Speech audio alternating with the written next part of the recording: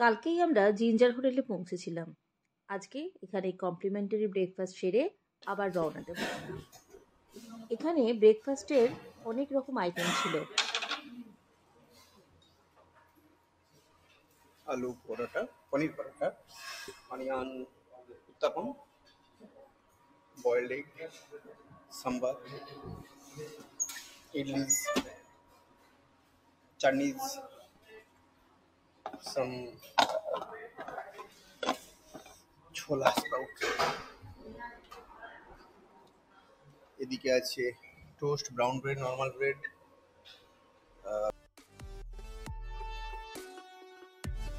Cheese. ব্রেকফাস্টের সকল আইটেমই একটু একটু করে নিতে নিতে প্লেট একদম ভরে গেছে। এই জিঞ্জারে ব্যবস্থাপনা এবং পরিষেবা দুটোই দারুণ ছিল। এবার আমাদের বাড়ি ফেরার পালা। জিঞ্জার হোটেলে ব্রেকফাস্ট করে এবার আমরা বাড়ির দিকে। দেখি আজকে কত দূর যাওয়া যায়। গুয়াহাটি জিঞ্জারের লোকেশনটা একটু অড, তো যাই হোক, বাট আমার খারাপ লাগে। গাড়ি রেডি, আশা করি আজকে রায়গঞ্জ অব্দি যাবো।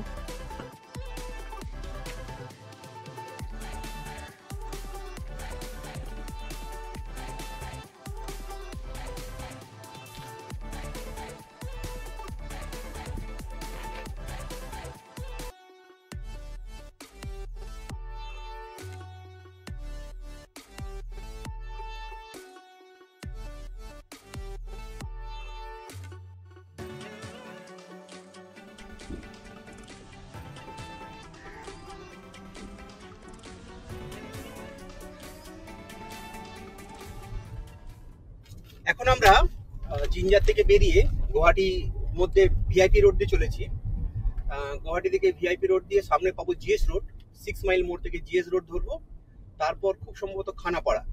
ওই খানাপাড়া নামক স্থান থেকেই আমরা ওভারব্রিজটা পাবো, ন্যাশনাল হাইওয়ে।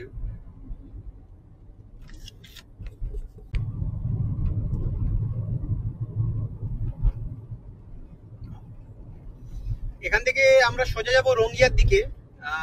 রঙ্গিয়া এখান থেকে 46 কিলোমিটার, 46 কিলোমিটার রঙ্গিয়া। রঙ্গিয়া হয়ে আমরা বঙ্গাইগাঁও, তারপর এগিয়ে যাব পশ্চিমবঙ্গের দিকে।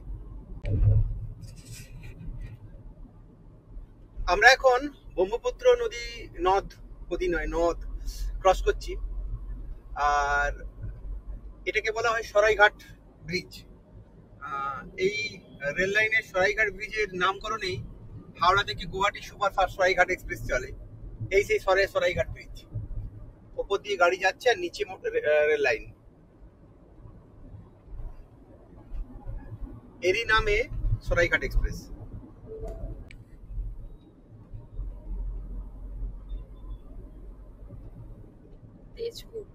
হ্যাঁ, এদিক দিয়েও আপনি তেজপুর যেতে পারেন। বরিহাল বাইহাটা সামথিং একটা মোড়, বাইহাটা চড়িয়াল মোড়, ওইখান থেকে আপনি রাইট টার্ন নিলে তেজপুর যেতে পারেন। মঙ্গলদৈ রাউটা হয়ে ওটাও তেজপুর যাচ্ছে।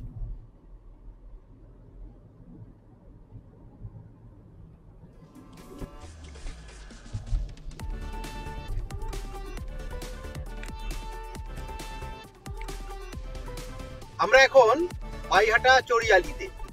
এখান থেকে বাঁদিকে যদি ডান দিকে যদি রাইটে চলে যান, তাহলে আপনি চলে যাবেন তেজপুর। আবার মঙ্গলদৈ রাউটা হয়ে তেজপুর। আমরা যাব লেফটে towards Siliguri.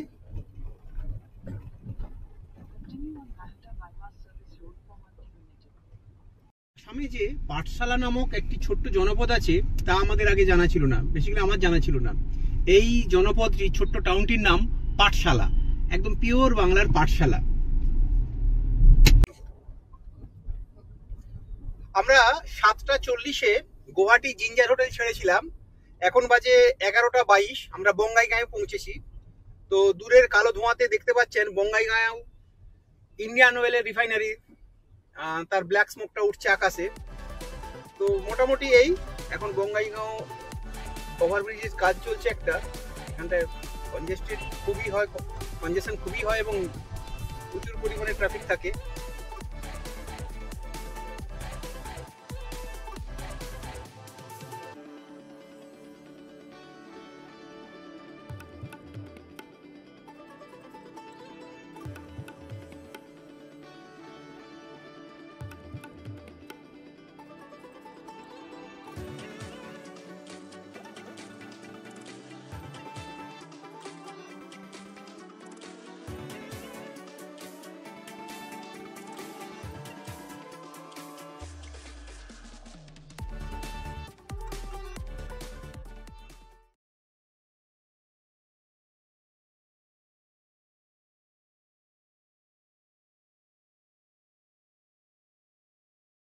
Bongaigaon oil refinery, এটা অ্যাকচুয়ালি ইন্ডিয়ান অয়েলের রিফাইনারি। এই রিফাইনারিকে ভিত্তি করেই বঙ্গাইগাঁও শহর। পুরো এলাকা জুড়ে কাঁচা তেলের গন্ধ, পেট্রোলের গন্ধ। আমি একবার মানে উইন্ডের গ্লাস নামিয়েছিলাম, ভেতরে পুরো তেলের গন্ধ, স্মেল, বাজে স্মেল। এখন আমরা নিয়ে চলেছি। আমরা এখন আসাম আর পশ্চিমবঙ্গ ঠিক সীমানাতে দাঁড়িয়ে আছি। আসাম ছাড়ার ঠিক আগে বেশ কিছু এই ধরনের বাঁশ বেতের সামগ্রীর দোকান দেখে দাঁড়িয়ে পড়লাম। গাড়িকে এইভাবেই হাই রোডের ওপরে পার্ক করতে হয়েছে কোনোভাবে, কিন্তু মুশকিলটা হলো এত ভারী জিনিসকে আপনার তো পার্সোনাল ভেহিকেলে তোলা খুব মুশকিল। এমনিতে আপনি তাওয়াং ট্রিপে যখন বেরোচ্ছেন 8 থেকে 10 দিনের জন্য, আপনার নিজের লাগেজ গাড়ি ভর্তি থাকবে, তার উপরে এখানে চেয়ার বা এই ধরনের কিছুকে গাড়িতে তোলাটা খুব ডিফিকাল্ট। যথারীতি এখনো বার্গেনিং এ ব্যস্ত আমার মেয়ে মিসেস। দোকানদারও এদেরকে আপ্রাণ খুশি করার চেষ্টা করে যাচ্ছে। একটা আমি অলরেডি মড়া কিনে নিয়েছি, গাড়িতে ঢুকিয়ে টেস্ট করে নিয়েছি যে আদৌ ওটা ক্যারি করতে পারবো কিনা। এখন 12টা 44, আমরা ওয়েস্ট বেঙ্গল আসাম বর্ডারে পৌঁছে গেলাম। চেকপোস্টে জাস্ট জিজ্ঞাসা করলো কোথায় যাবেন, বললাম কলকাতা যাব। কোথায় গিয়েছিলেন? তাওয়াং গিয়েছিলাম। জান। এবার দেখি পশ্চিমবঙ্গ পুলিশ কিভাবে ওয়েলকাম করে। আসাম পুলিশ তো বাই করে দিল, এবার পশ্চিমবঙ্গ পুলিশের পালা সামনে।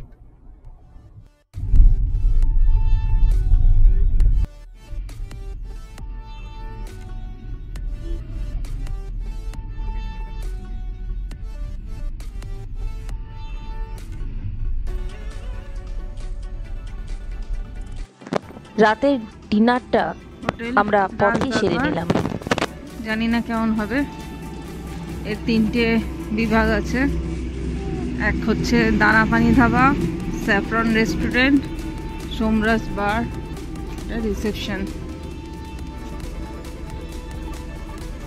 Thank you. কেমন খেতে?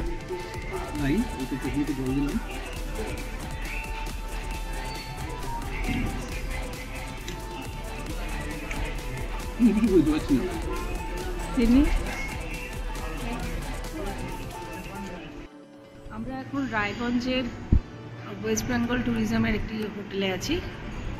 এদের ডাইনিং রুমটা বিশাল বড়, কিন্তু আসবাবপত্র সবই পুরনো। এরপরে আমরা বাড়ির উদ্দেশ্যে রওনা দেব। জলের ব্যবস্থাও আছে, নিচে ক্যাম্পাস এরিয়া।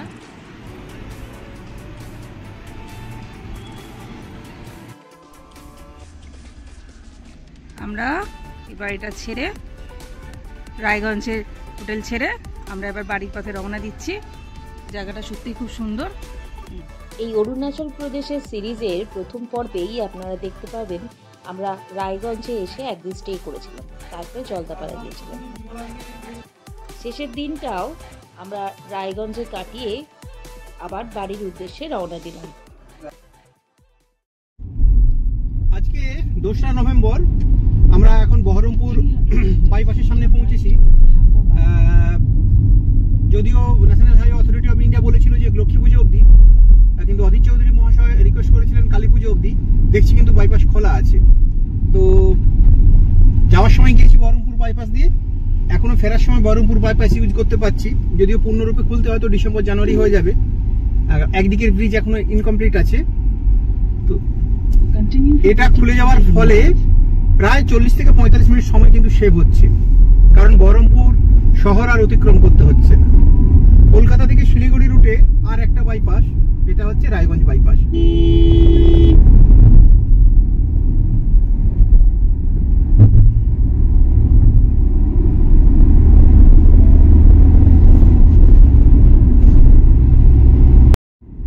এবার আমরা গঙ্গা বলুন বা হুগলি বলুন নদী পেরোবো। আর এদিকের লেনটার এই দিক দিয়ে যাচ্ছে, এই লেনটা পুরো কমপ্লিট, কিন্তু সমস্যা হচ্ছে যে ডান দিকের লেনের ব্রিজ একটি ইনকমপ্লিট আছে নদীর ওপরে। ওটা কমপ্লিট হয়ে গেলেই দুদিকে যান চলাচল পূর্ণরূপে চালু হয়ে যাবে।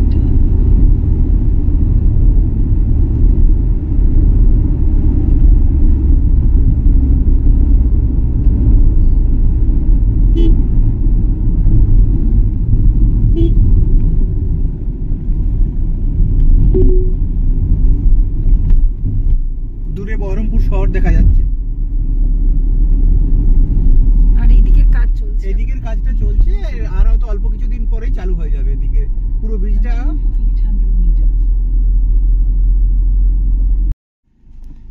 এই বাইপাস শেষ হলো, পুরনো রাস্তা, শহরের মধ্য দিয়ে যে রাস্তাটা ওটা, আর এই বাইপাস।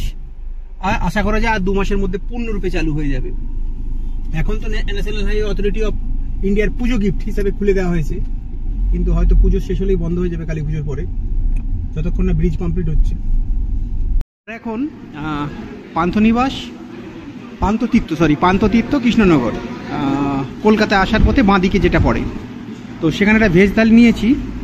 ভেজ থালিটা দেখুন কিভাবে রিপ্রেজেন্ট করেছে, ভাত, পাঁপড়, চাটনি না সবজি, সবজি, আর এটাও সবজি, স্যালাড, শাক ভাজা, পেঁয়াজ, এটা মনে হচ্ছে চাটনি হবে।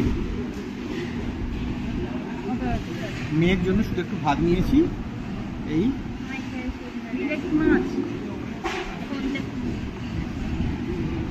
জিনিস দেখানো হয়নি, দেখুন ডালটা দেওয়ার প্রেজেন্টেশন দেখুন, ডাল, বালতি ভর্তি ডাল।